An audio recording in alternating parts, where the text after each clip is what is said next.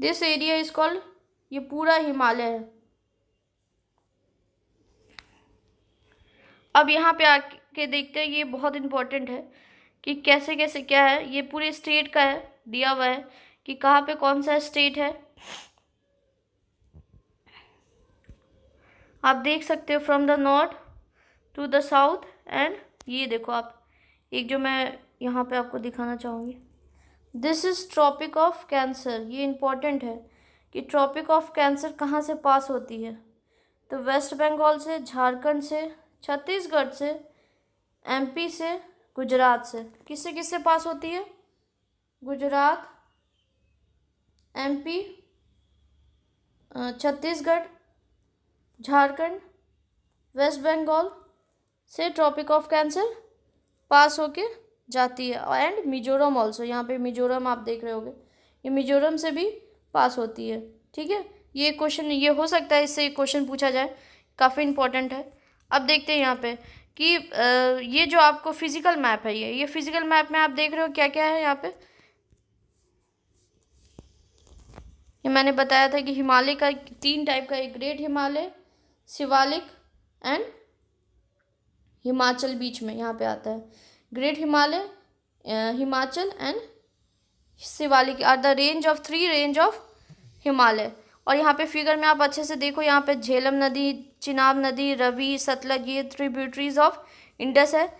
यहाँ पे आप देख रहे हो गल्फ ऑफ कच्छ किधर है? राजस्थान की तरफ है, गुजरात की तरफ। अरावली रेंज यहाँ पे, Great Indian Desert Aravalli range है, विंध्या रेंज, सतपुरा रेंज।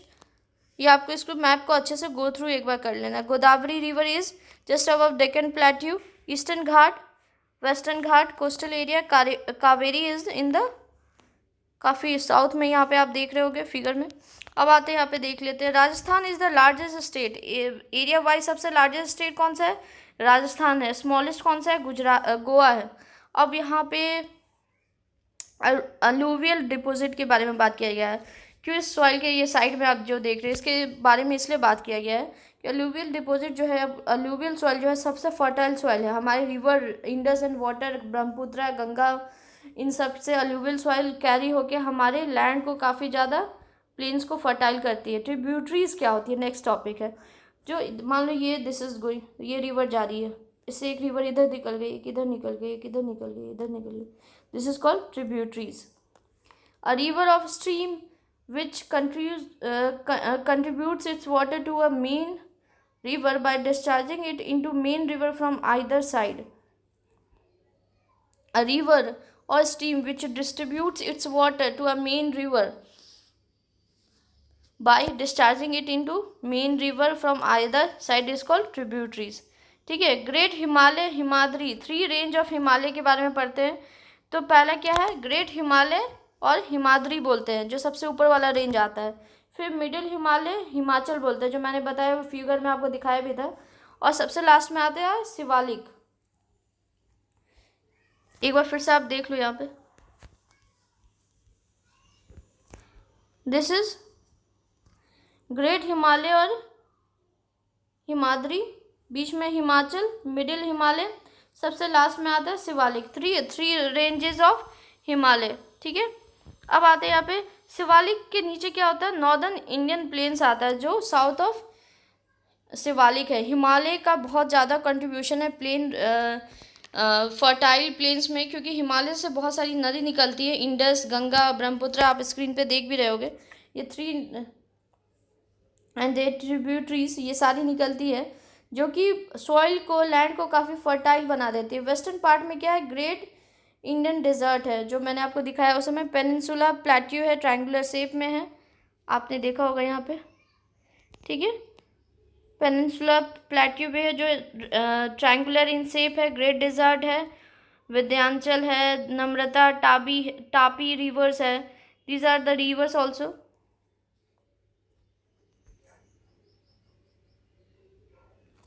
देखो, नर्मदा और Tapi flow in this range, western flowing into, देखो तो 2 रिवर है, ये क्वेश्चन बहुत इंपॉर्टेंट है। नम्रता एंड टापी किससे आ रही है? विद सतपुरा से, और ये किस में जा रही है, अरेबियन सी में, मतलब ये कौन सी होगी, वेस्टर्न मूविंग रिवर, ठीक है। फिर आते हैं नेक्स्ट में ईस्टर्न घाट एंड, यहाँ पे आ रहा है ईस्टर्न घाट एंड वेस्टर्न घाट। तो ये ईस्टर्न घाट कौन सा हो गया, ये इंडिया है, ये ईस्टर्न घाट हो गया, ये वेस्टर्न घाट हो गया, ये वेस्ट हो गया, ये ईस्टर्न घाट हो गया। काफ़ी ज़्यादा फ्लोरा एंड फ्यूना पाई जाती है यहाँ पे, वेराइटीज़ ऑफ। अब यहाँ पे आते हैं कि कौन सी रिवर, कौन सी ईस्टर्न फ्लोइंग रिवर क्या होगा। तो ईस्टर्न फ्लोइंग रिवर वो होता है जो बे ऑफ बंगाल में जाके, ये है पूरा बे ऑफ बंगाल में जाके वो अपना पानी कंट्रीब्यूट कर देता है, इसी में गिरती है वो रिवर्स। तो महानदी सबसे पहले ईस्टर्न फ्लोइंग रिवर है, गोदावरी, कृष्णा एंड कावेरी। ये क्या ड्रेन करती है अपना बे ऑफ बंगाल में। अब देखो, Ganga Brahmaputra flow also flow in the bay of Bengal. Sundarban delta भी बे ऑफ बंगाल के पास है, जो कि बहुत इम्पोर्टेंट है वो। अब यहाँ पे आते हैं कि लक्षद्वीप किधर है। तो लक्षद्वीप कहाँ पे है, लक्षद्वीप, दिस इज लक्षद्वीप, आप देख रहे हो यहाँ पे स्क्रीन पे। ये वेस्टर्न एरिया में है, ये ईस्टर्न एरिया में, अंडमान एंड निकोबार। आप, आई होप आपको फिजिकल मैप क्लियर हो गई होगी, और ये चैप्टर के जो एक्सरसाइज आप इसको सॉल्व करना।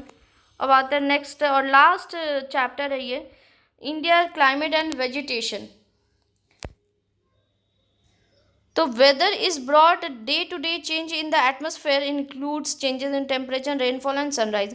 India is a very vast country, काफ़ी बड़ी कंट्री है। यहाँ पे वेदर कंडीशन कैसा है, कोल्ड वेदर है winter to February, hot weather है March to May, south west monsoon season rainy है। ये बहुत इंपॉर्टेंट पॉइंट है, ये आपको नोट डाउन कर लेना होगा। ये आगे में यूपीएससी की काफ़ी प्रैक्टिस पेपर में क्वेश्चन, टेस्ट सीरीज़ में ये क्वेश्चन रहता है कि इंडिया का मानसून कैसा है। अब आते हैं यहाँ पे हॉट एंड वेदर, जो टेम्परेचर रहता है जून में, तो उस टाइम में काफ़ी ज़्यादा very high hot and dry winds blow करती है, जिसको लू बोलते हैं, डेट आर वेरी हॉट। देखो, साउथ वेस्ट मानसून पे आते हैं, मेन पॉइंट जो है यहाँ इस चैप्टर के, उस पे आते हैं। It is marked by onset and advance of monsoon. Wind flow कैसे करता है, अरेबियन सी से बे ऑफ बंगाल, ठीक है, this is Arabian sea, this is bay of Bengal. तो wind flow from this side to bay of Bengal, इसी को कहते हैं साउथ वेस्ट मानसून सीजन। कैसे ब्रिंग होता है, तो wind flow from the Arabian sea to the bay of Bengal. अब यहाँ पे आता है क्लाइमेट क्या होता है। तो climate is about average weather condition that have been measured over many years, उसको कहते हैं क्लाइमेट बोलते हैं। इंडिया में जो मानसून है, इंडिया का जो मानसून है वो मानसून इट मीन्स मौसिम, it is taken from Arabic word मौसिम। फिर आते हैं यहाँ पे, इंडिया का जो मानसून है वो काफ़ी ज़्यादा इंडिया के एग्रीकल्चर को काफ़ी सपोर्ट करता है। Indian agriculture depends on its rain, monsoon पे, ठीक है। Good monsoon means adequate rain and a bountiful crops, that is. अब इसको समझ में आ गई होगी आपको बात कि monsoon is why monsoon is very important. ये चैप्टर में आपको नेचुरल वेजिटेशन के बारे में बताया जाएगा, डिफरेंट क्लाइमेट है इंडिया का। अब यहाँ पे जैसलमेर जैसे जगह में, बीकानेर सब जैसे जगह में कि काफ़ी ज़्यादा ठंड भी है, एक काफ़ी ज़्यादा गर्मी है, वेरी हॉट है, और एक जम्मू एंड कश्मीर आप चले जाओ तो वहाँ पे फ्रीजिंग कोल्ड भी रहता है। वेस्टर्न साइड चले जाओ मुंबई में तो कोस्टल एरिया भी है, ईस्टर्न साइड आ जाओ तो मॉडरेट टेम्परेचर भी है कोलकाता में। तो एक तरह से ये इस चैप्टर में आपको ये बताया जा रहा है कि इंडिया में बहुत सारे डिफरेंट वेदर कंडीशन है, डिफरेंट लिविंग कंडीशन है। अब यहाँ पे आता है नेचुरल वेजिटेशन। तो जो सबसे स्मॉल प्लांट्स जो होता है, स्मॉल प्लांट्स, उसको बूसेस बोलते हैं, श्रब्स बोलते हैं, प्लस ट्रीज, प्लांट्स, ये सब इंडिया में बहुत ज़्यादा है। बहुत नेचुरल वेजिटेशन में काफ़ी टाइप्स है। पहला टाइप है tropical evergreen forest, tropical deciduous forest, thorny bushes, mountain vegetable and mangrove forest. तो सबसे पहले ट्रॉपिकल रेन फॉरेस्ट के बारे में आते हैं। तो यहाँ पे क्या होता है, सबसे ज़्यादा हेवी रेनफॉल होगा, पहला point. Sunrise does not reach the ground, मतलब आप जितनी जल्दी अंदर फॉरेस्ट में जाओगे आपको डार्कनेस मिलेगी डे टाइम में भी। Species of trees are found in this forest, shed their leaves at their different time. देखो, ट्रॉपिकल रेन फॉरेस्ट ये काफ़ी डार्क होती है, काफ़ी डेंस है, काफ़ी डार्क होती है। अब यहाँ पे आते हैं, यहाँ पे क्या होगा कि ये पूरे साल ग्रीन रहेगा, मतलब ये नहीं रहेगा ग्रीन रहेगा, मतलब पतझड़ का कभी भी ये अपने लीव्स को सेट कर सकता है और ये पूरे ईयर ग्रीनरी यहाँ पे मेंटेन रहेगी। इसमें कौन कौन से आते हैं फॉरेस्ट में?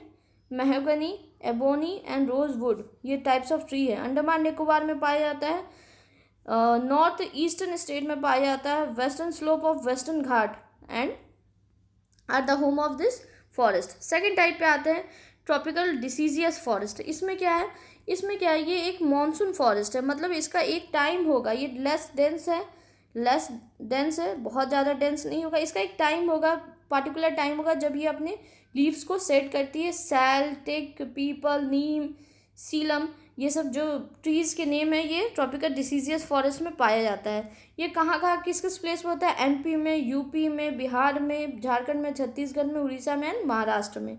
ठीक है, अब आते हैं अपने नेक्स्ट टाइप पे, थॉर्नी बुशेस। थॉर्नी मतलब ये होता है, थॉर्नी से वैसे ही समझ लेना आपके डेजर्ट एरिया का है, ड्राई एरिया का है। Thorny for dry area.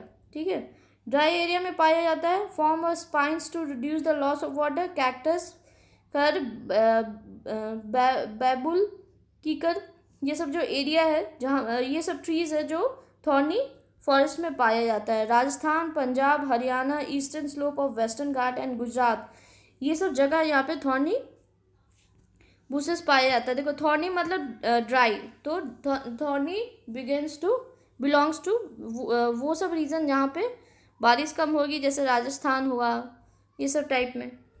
अब नेक्स्ट आते हैं माउंटेन वेजिटेशन। तो इंडिया का बहुत सारा एरिया माउंटेन से भी कवर है। यहाँ पे जो ट्री होंगे उसकी हाइट काफ़ी ज़्यादा बड़ी होगी और टेम्परेचर यहाँ का काफ़ी कम होगा। At a height between 1500 metre to 2500 metre, यहाँ पे जो ट्रीज़ होगी उनका शेप कैसा होगा? उनका शेप ऐसा होता है,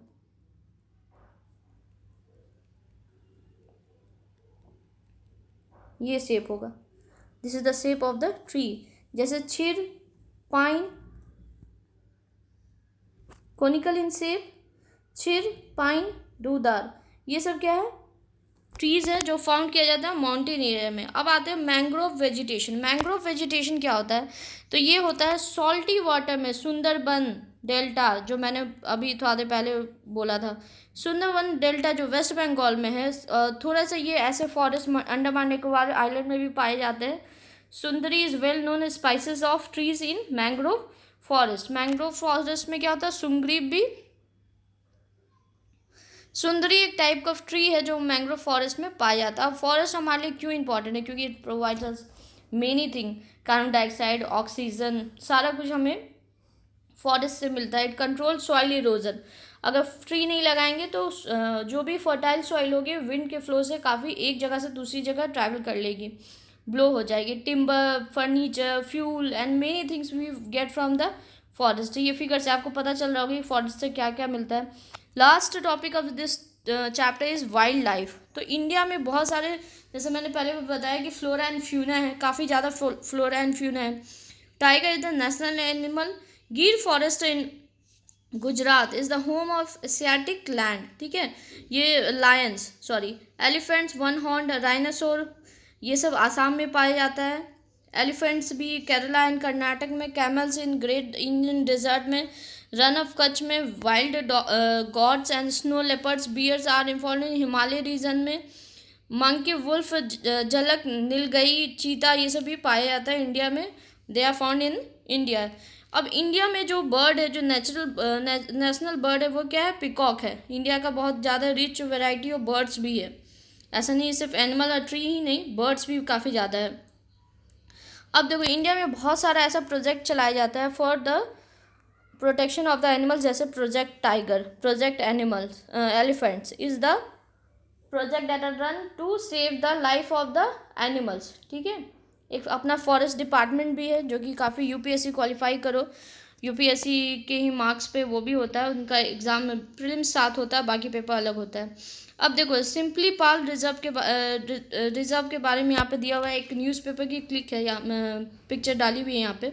ये उड़ीसा में पाया जाता है, ये उड़ीसा में है और यहाँ पे देख लो टाइगर से रिलेटेड है, मतलब काफ़ी ज़्यादा conservation of our wild life के लिए इंडियन गवर्नमेंट काफ़ी ज़्यादा काम करती है। सबसे लास्ट टॉपिक यहाँ पे है माइग्रेशन बर्ड। जैसे कश्मीर में, ये इसको ऑफेंसिव मत लेना कि ये मैं किसी पर्टिकुलर लोगों के बारे में नहीं बोल रही हूँ, इसको प्लीज़ आप ऑफेंसिव मत लेना। लेकिन कश्मीर में क्या होता है, वहाँ पे जब काफ़ी ज़्यादा क्लाइमेट कंडीशन ख़राब हो जाता है, माइनस में डिग्री चली जाती है, फ्रीजिंग टेम्परेचर हो जाता है, तो वहाँ के लोगों का जीना काफ़ी मुश्किल होता है। तो उसके लिए वो क्या करते हैं, माइग्रेट करते हैं टू यूपी, दिल्ली, बिहार, और वहाँ पे वो अपने बनाए हुए सलवार, स्वेटर्स, ये सब को सेल करते हैं। जो भी उनका टेक्सटाइल होता है उनको वो सेल करते हैं। वैसे ही बर्ड्स के लिए भी काफ़ी मुश्किल हो जाता है सर्वाइव करना पोलर रीजन में। तो जो भी बर्ड्स होती हैं जो काफ़ी पोलर रीजन को या फ्रीजिंग टेम्परेचर में, उनका सर्वाइव करना काफ़ी टफ होता है। हम लोग तो चलो ठीक है, हम लोग एक हाउस के अंदर रहते हैं तो टेम्परेचर का उतना पता नहीं चलता है। तो माइग्रेटरी बर्ड्स भी है जो इंडिया में काफ़ी ज़्यादा ट्रैवल करती है। स्टॉर्क, यहाँ पे जो आप देख रहे हो, ये भी एक माइग्रेटरी बर्ड है जो दिसंबर में, जनवरी फरवरी तक, मार्च तक यहाँ रहती है, फिर माइग्रेट करके वो अपने कंट्री वापस चली जाती है। विंटर सीजन में आती है, जैसे डक, ये सारा चीज़, फ्लेमिंगो, ये सारा एग्जांपल दिया हुआ, आप इसको पढ़ लेना। ये आर्टिक रीजन से आती है, मतलब रशिया के ऊपर वाले रीजन से आती है। 8,000 किलोमीटर ट्रैवल करने के बाद, फ्लाई करने के बाद वो इंडिया पहुंचती है। और ये काफ़ी ज़्यादा, मतलब कहते हैं ना, नेचर काफ़ी ज़्यादा इंटरेस्टिंग है। So the end of chapter is here. आप इस चैप्टर के जितने भी क्वेश्चंस हैं वो उसको सॉल्व करो, काफ़ी इजी रहेगा आपके लिए। और इसको सॉल्व करके फिर जो ऑब्जेक्टिव क्वेश्चन उसको सॉल्व करो, and do rate my videos.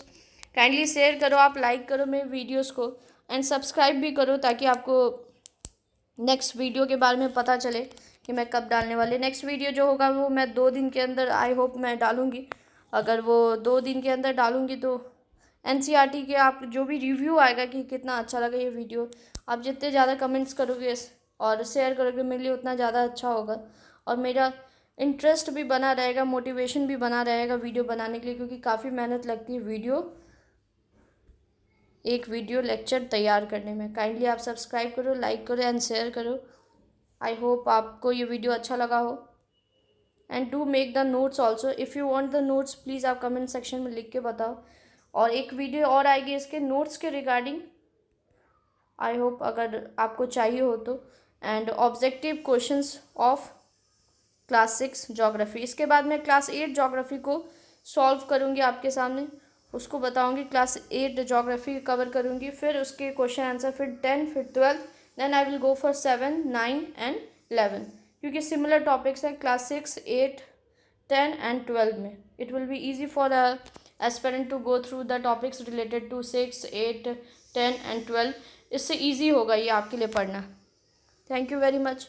Please like करें, सब्सक्राइब करें, and do share my videos also. Thank you.